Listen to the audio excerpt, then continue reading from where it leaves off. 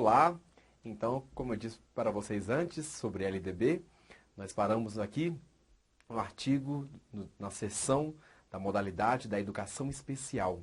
E vamos entender agora o que é LDB nos artigos 58, 59 e 60 pontua sobre educação especial. Muito importante esses artigos, cheios de detalhes, sutilezas, aspectos que podem se configurar em questões de prova, inclusive porque nós temos ainda um outro edital, nesse mesmo edital, um outro conteúdo que aponta educação inclusiva, marcos teóricos, legais e metodológicos. Então, ou seja, nós devemos que entender bem esses 3 artigos aqui da LDB, que são os principais marcos legais da educação especial no Brasil.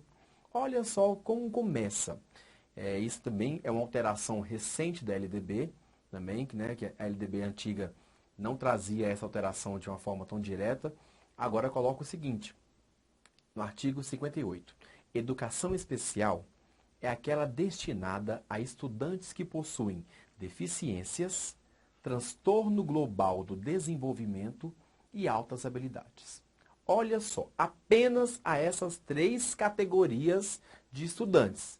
Pessoas com deficiências, com TGD e altas habilidades. Só os 3. Qualquer questão de prova que amplie isso, falso, errado. Por exemplo, TDAH, muito comum, transtorno de déficit de atenção e hiperatividade, não é considerado educação especial.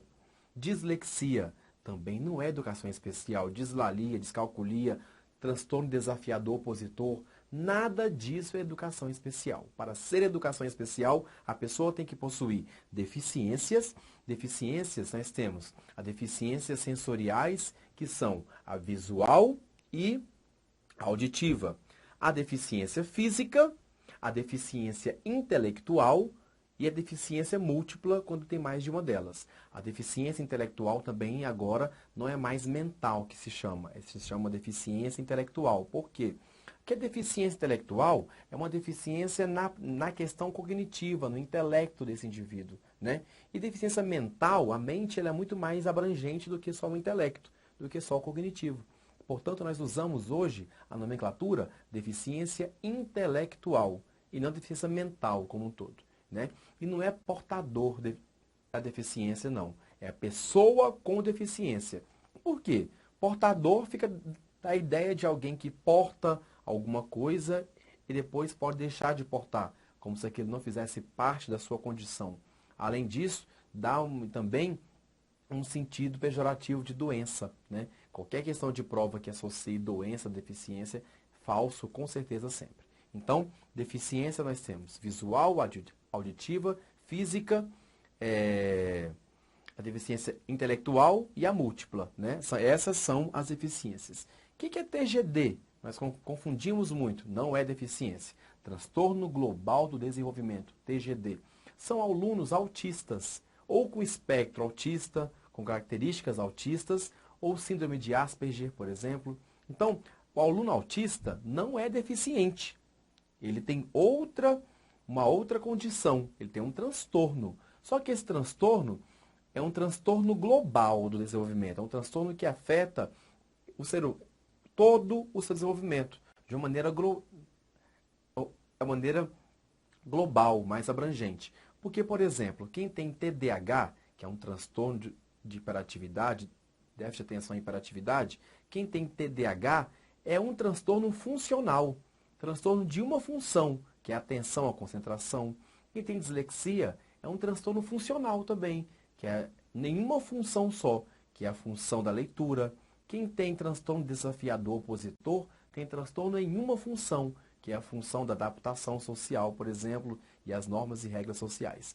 Esses são transtornos funcionais, não é educação especial, porque é transtorno em uma função.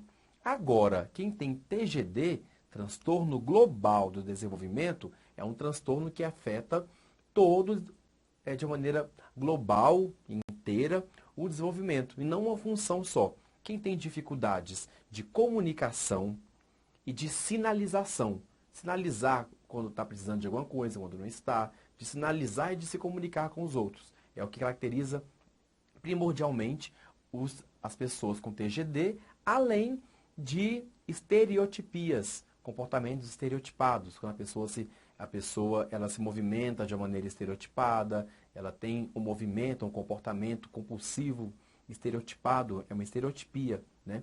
Ela repete muito aquele comportamento. Então, o TGD é as pessoas que têm autismo, espectros autistas, que são alguns comportamentos tidos como associados ao autismo, síndrome de Asperger, etc.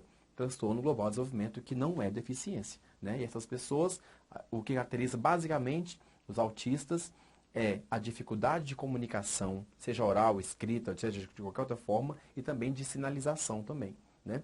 E altas habilidades para fins de prova de concurso, para a Secretaria de Educação, é a mesma coisa que superdotação. Superdotado e altas habilidades é a mesma coisa. Tem autores que fazem distinção entre os termos, que apontam que altas habilidades seria tem alguns conceitos que são por trás, e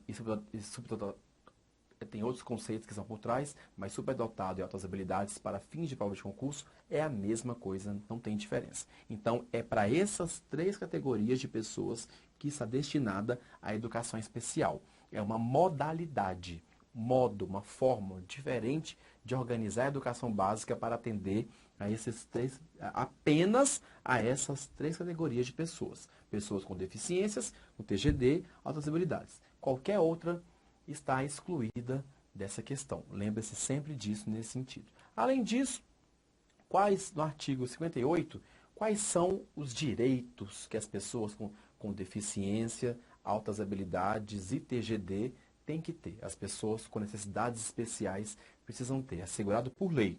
Eles têm que ter um serviço de apoio especializado na escola regular, de preferência na escola regular, né? E aí, a escola especial, apenas aos estudantes que não puderem ser integrados na escola regular. Ou seja, aquilo que eu já disse para vocês na outra aula sobre educação inclusiva.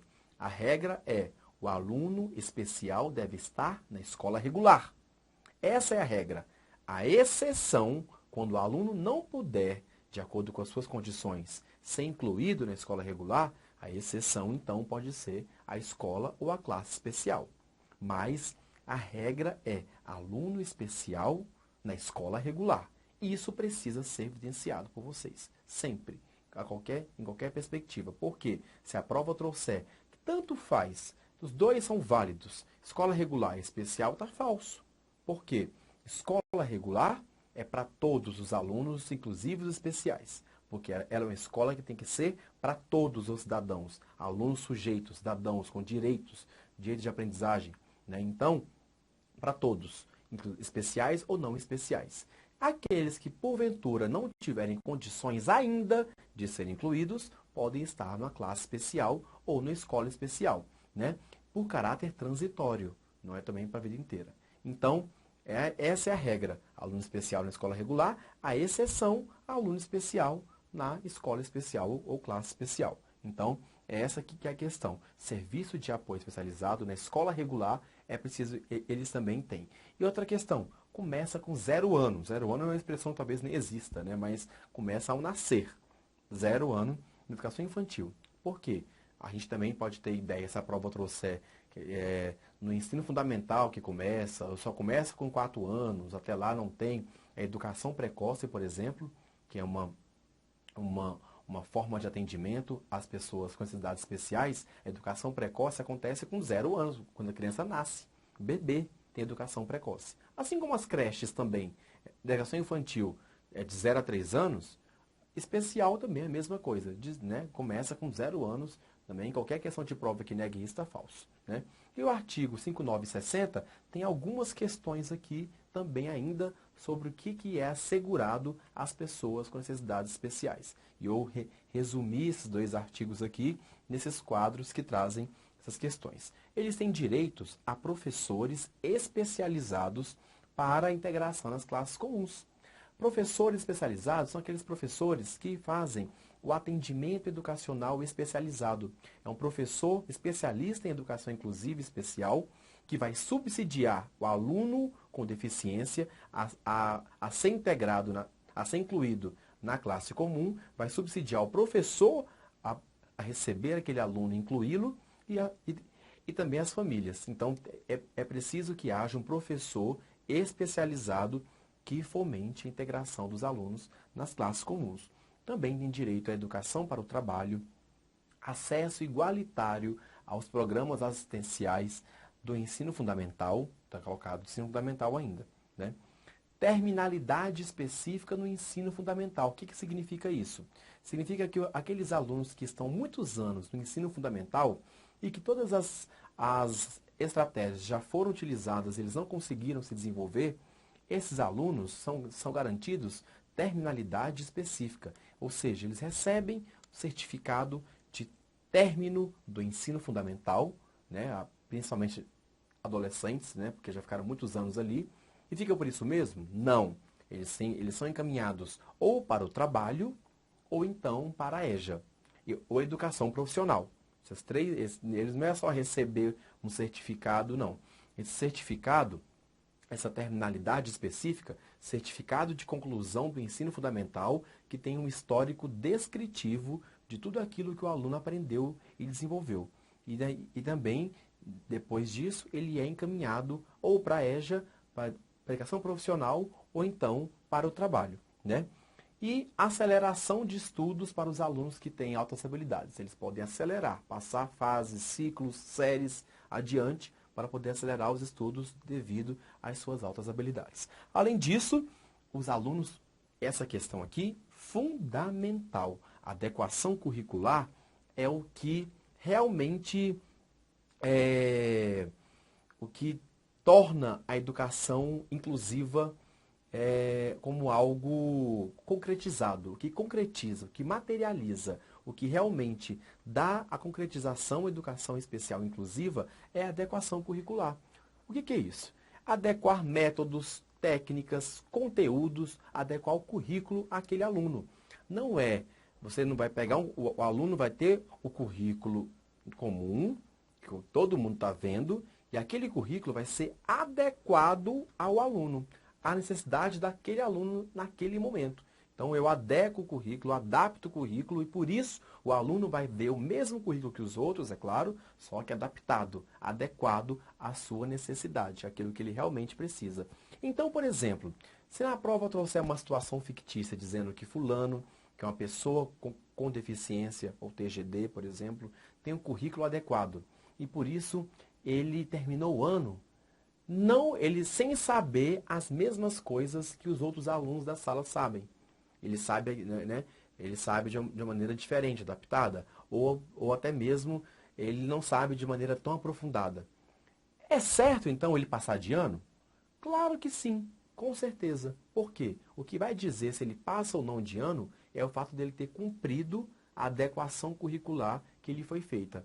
Quem faz a adequação curricular? O professor regente da turma, o professor dele, né?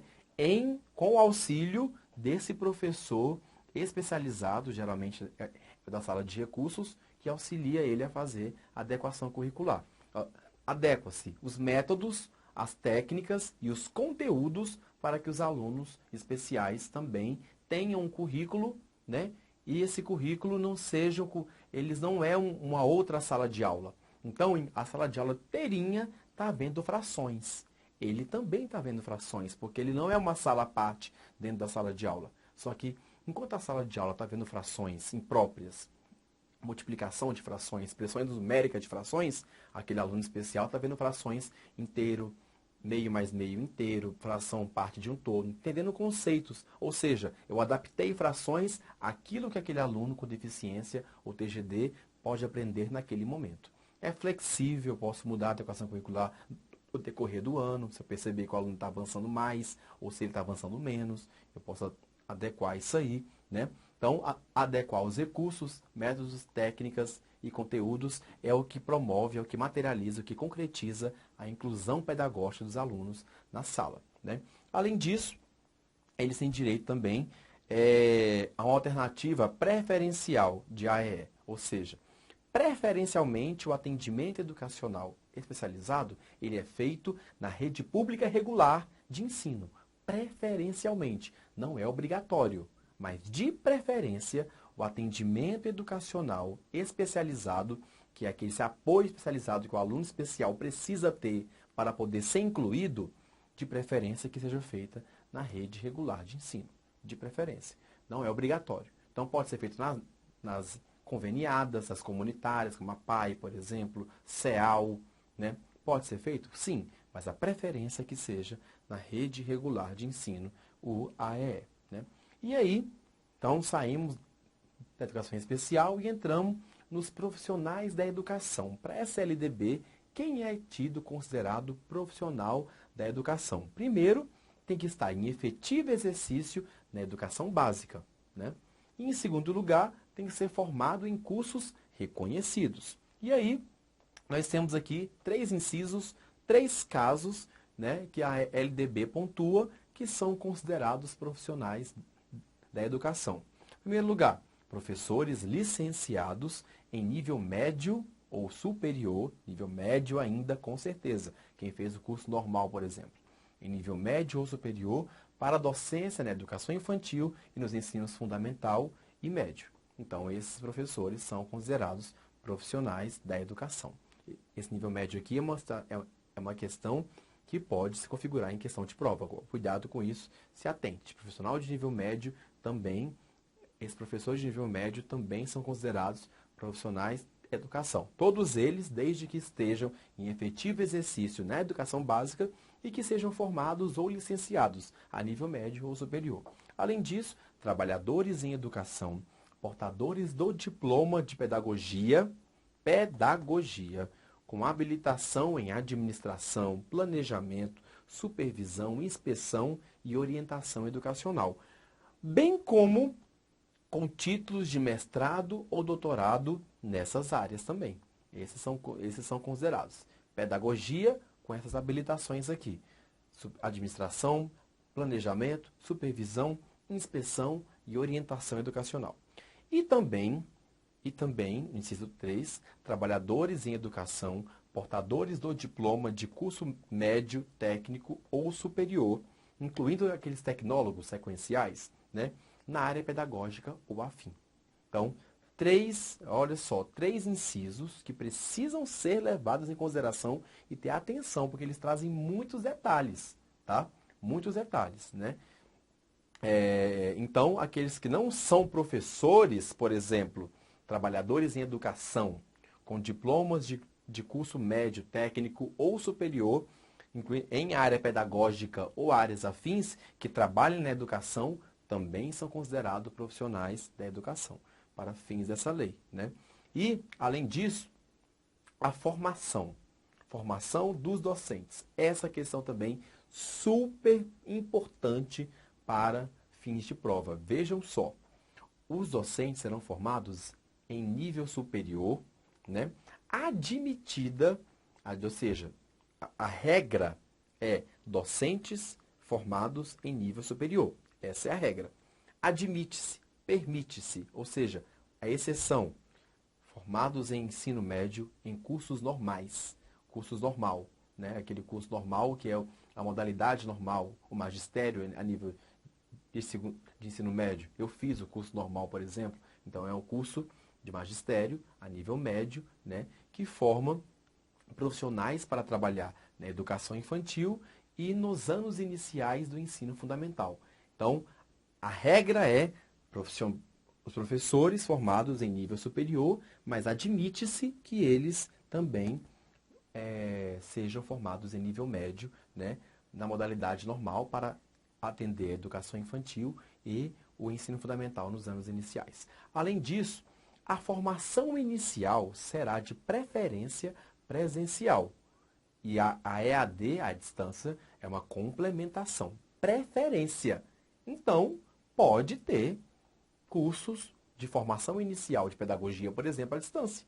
Porque a formação inicial é de preferência presencial, a EAD é um complemento. Como é de preferência, não é obrigatório. Olha a diferença. Se a prova trouxer obrigatório presencial, tá falso. Observe isso aqui, detalhezinhos que nós temos que ter olhar de elaborador. Em todos os artigos eu tento fazer isso. Detalhezinhos que a gente pode cair na prova, né, e errar porque não teve atenção. de preferência, né, presencial e a EAD completando. A formação continuada poderá ser à distância, né? E os docentes, olha só, a nota mínima do Enem poderá servir para o ingresso de cursos de graduação de formação de docentes. Então, ou seja, a pessoa tem uma nota mínima no Enem. A LDB não disse qual é a nota, não disse. Mas as notas mínimas, a nota mínima que a pessoa tirou no Enem, dependendo do sistema municipal, estadual, federal ou distrital de ensino, pode usar aquela nota mínima como ingresso em instituições públicas ou particulares, não diz também a LDB, mas a nota mínima pode ser usada no ingresso, né, para o curso de formação de docentes, como vestibular, por exemplo, né? E aí, a LDB, no artigo 63, fala sobre os Institutos Superiores de Educação, né, que institutos que seriam instituídos para a formação de profissionais para educação básica, né? Formação pedagógica para portadores ou também para portadores de diplomas de educação superior que queiram atuar na básica, por exemplo, contadores, engenheiros que queiram dar aula de matemática, né? Então, ou seja, ele tem um diploma de curso superior, queiram atuar como professores na educação básica, eles também iriam serem formados nos cursos nos Institutos Superiores de Educação. Além disso, a formação continuada. Então, esses 3 pontos aqui que são destinados aos Institutos Superiores de Educação, né? E aí, olha só, agora quem quer trabalhar? Lá, vocês viram aqui, deixa eu voltar um pouquinho aqui, no artigo 61, 62A, está dizendo o seguinte: os trabalhadores em educação, portadores do diploma de pedagogia, né, com habilitação em administração, planejamento, supervisão, inspeção e orientação educacional, são considerados profissionais da educação. Isso disse no artigo 61 e 62A.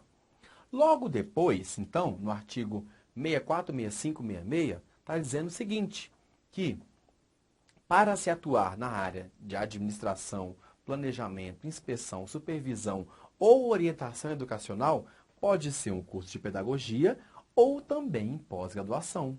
Ou seja, pessoas que não possuem o curso de pedagogia, possuem outros cursos na área da educação, filosofia, letras, seja, e queiram fazer uma pós-graduação nessas áreas aqui, também são habilitados, também, com certeza, né?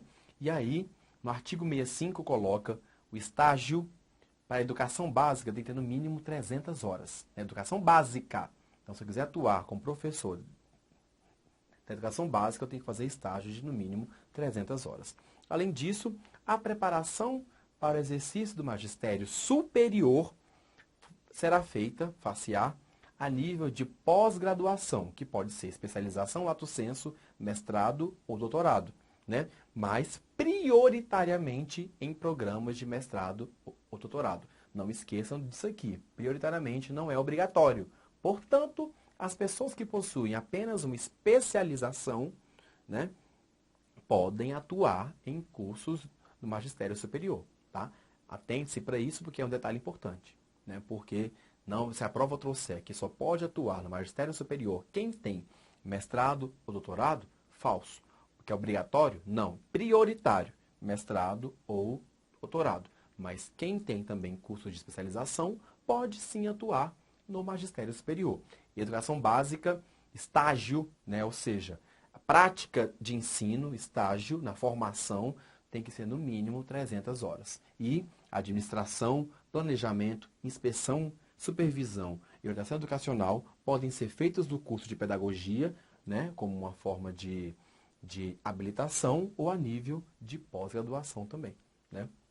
E aí, artigo 67 está falando como que se vai dar a valorização dos profissionais da educação, não é só dos professores. E diz o seguinte, olha só, a valorização dos profissionais da educação se dará por esses 6 pontos aqui. Vejam só, por aperfeiçoamento profissional continuado, inclusive em licenças para que o professor possa se aperfeiçoar. Licenças para mestrado, licenças que é muito comum, o doutorado também, ou para cursos, congressos, palestras, seja como for, esses professores podem possuir licenças remuneradas para esse fim.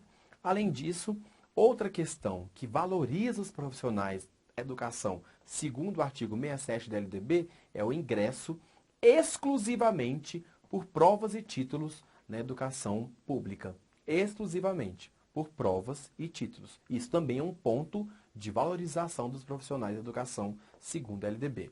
Outra questão, piso salarial profissional, é um ponto também de valorização dos profissionais da educação, não só professores. Além disso, progressão funcional, ou seja, você progride na carreira, você começa a ganhar mais, você começa a ter um padrão além, você começa a subir na carreira, como? Pela titulação, pela habilitação que você tem ou por avaliação de desempenho. Esse ponto aqui é muito polêmico. Já teve questões de prova dizendo que muita gente errou, muitos alunos meus erraram, inclusive, porque a prova dizia o seguinte: a valorização dos profissionais da educação pode se dar por avaliação de desempenho? A gestão imediata ou não pode fazer avaliação do desempenho dos profissionais e progredir o profissional de acordo com essa avaliação? Pode.